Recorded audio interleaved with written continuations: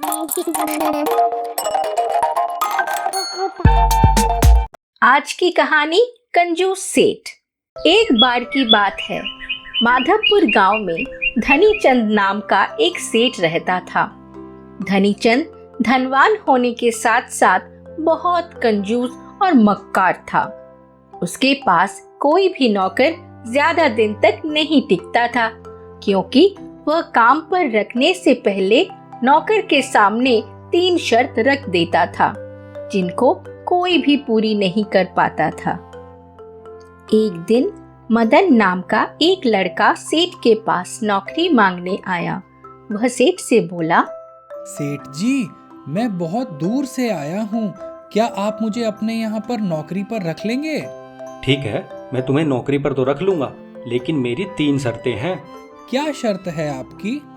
पहली शर्त ये है, चाहे दिन हो या रात, मैं जब भी काम के लिए बोलूंगा तुम्हें वो काम करना होगा।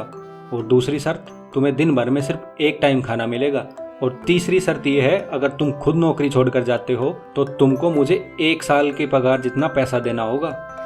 कुछ देर सोचने के बाद मदन सेठ की सारी शर्त मान गया और सेठ की दुकान पर नौकरी करने लग गया।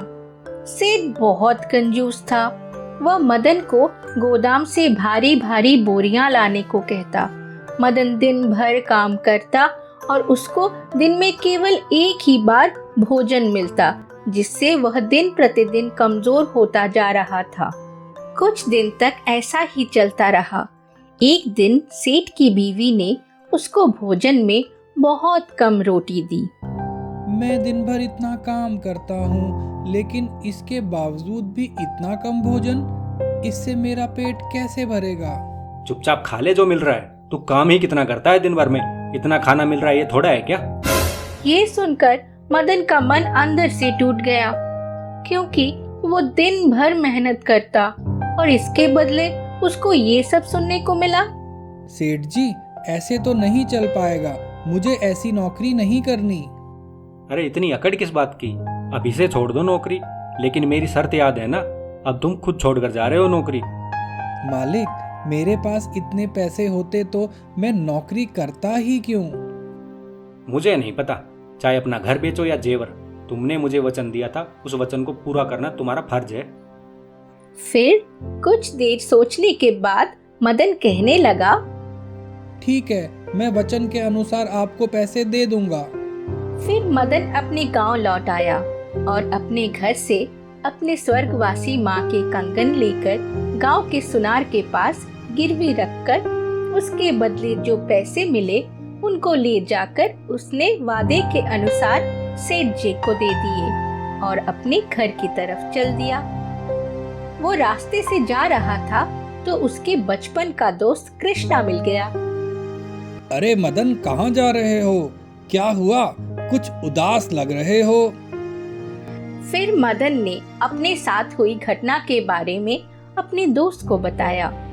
कृष्णा ने सारी बात सुनकर सेठ का पता पूछा और मदन को चिंता ना करने को कहा। फिर कृष्णा उस सेठ के पास गया और उससे काम मांगा। कृष्णा को देखते ही सेठ मन ही मन खुश हो गया और उसने कृष्णा को भी वही 3 शर्त बताई। ठीक है सेठ जी, मैं आपकी तीनों शर्त मानने के लिए तैयार हूँ, लेकिन आपको भी मेरी एक शर्त माननी होगी। यदि आप मुझको नौकरी से निकालते हैं तो आपको मुझे 1 साल की पगार देनी होगी। हाँ हाँ, कोई दिक्कत नहीं, मैं वचन देता हूँ, ऐसी कोई नौबत नहीं आएगी। फिर कृष्णा भी दिन रात काम करता और उसके बदले उसको भी एक समय का खाना मिलता। सेठ अपने मन माने तरीके से व्यवहार करता। अरे कृष्णा, गोदाम पर जाकर आटे की एक बोरी ले आओ, और हाँ, आते समय गोदाम के गेट पर ताला लगा देना, गोदाम में बहुत कीमती सामान रखा हुआ है। सेठ की बात मानकर कृष्णा गोदाम की तरफ चल दिया और जाते जाते उसने सेठ को सबक सिखाने की सोची। उसने बोरी निकालने के बाद गोदाम का ताला बंद नहीं किया और वापस दुकान पर आ गया। अगले दिन सेठ ने फिर से कृष्णा को गोदाम से सामान लेने के लिए भेजा। जैसे ही कृष्णा गोदाम पर पहुंचा तो वहां से सारे बोरियां गायब थी। यह देखकर वो बहुत खुश हुआ और दुकान की तरफ वापस चल दिया। सेठ जी, गजब हो गया, किसी ने ताला तोड़कर गोदाम से चोरी कर ली। ये सुनकर कंजूस सेठ बहुत दुखी हो गया और इतना बड़ा नुकसान होने से उसकी तबीयत खराब हो गई और अगले दिन सुबह वो घर पर ही आराम कर रहा था। कुछ देर में कृष्णा भी वहां पहुंच गया और सेठ की हालत देखकर मन ही मन खुश हुआ। तभी सेठानी कहती है, कृष्णा, आज तो दुकान पर कोई काम नहीं है, तुम जंगल में जाकर वहाँ से कुछ लकड़ियाँ ले आओ। सेठानी की बात मानकर कृष्णा जंगल में लकड़ियाँ लेने के लिए चल दिया और कुछ देर चलने के बाद वो जंगल में पहुंच गया। वहां से उसने लकड़ियाँ काटी, लकड़ियों को अपने सर पर रखकर सेठ जी के घर की तरफ चल दिया। कुछ देर में वो घर पहुंच गया और कहने लगा, मालकिन, ये लकड़ियाँ कहाँ रख दूं? कृष्णा के इस सवाल से सेठानी चिढ़ गई और गुस्से से भरी हुई बोली, रख दे अपने सेठ जी के ऊपर। कृष्णा को ये सही मौका मिल गया था। उसने आओ देखा न ताओ और लकड़ियों का खंडर सीधा सेठ जी के ऊपर फेंक दिया। लकड़ियां गिरते ही सोता हुआ सेठ दर्द के मारे चिल्लाते हुए उठ गया। कमबख्त, बुद्धि फिर गई है क्या तेरी? ये क्या क्या तूने? ऐसे पागल को मैं नौकरी पर नहीं रखूंगा। अभी दूर हो जा मेरी नजरों के सामने से। सेठानी जी ने जैसा कहा था मैंने तो वैसा ही किया। ठीक है, मैं जा रहा हूँ, लेकिन आपको मेरी शर्त याद है ना? आप बस मुझे 1 साल की पगार दे दो, मैं यहाँ से चला जाऊंगा। आज कंजूस सेठ का दांव उसके ऊपर ही पड़ गया था। अब अपने वादे के अनुसार सेठ कृष्णा को पूरे 1 साल की पगार देने लगा।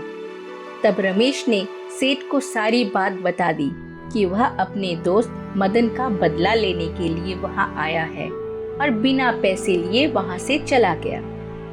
इस तरह सेठ की अक्ल ठिकाने पर आ गई।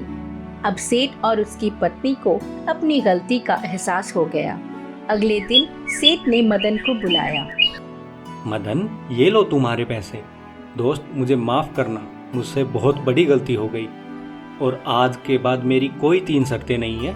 आज से तुम मेरे साथ काम करोगे, बदले में मैं तुम्हें डबल पगार दूंगा और साथ के साथ भरपेट खाना भी दूंगा।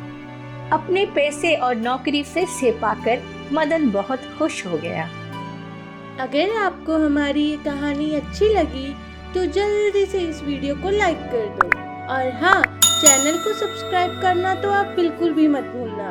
तभी तो रोज आप हमारी अच्छी अच्छी कहानियाँ सुन पाएंगे।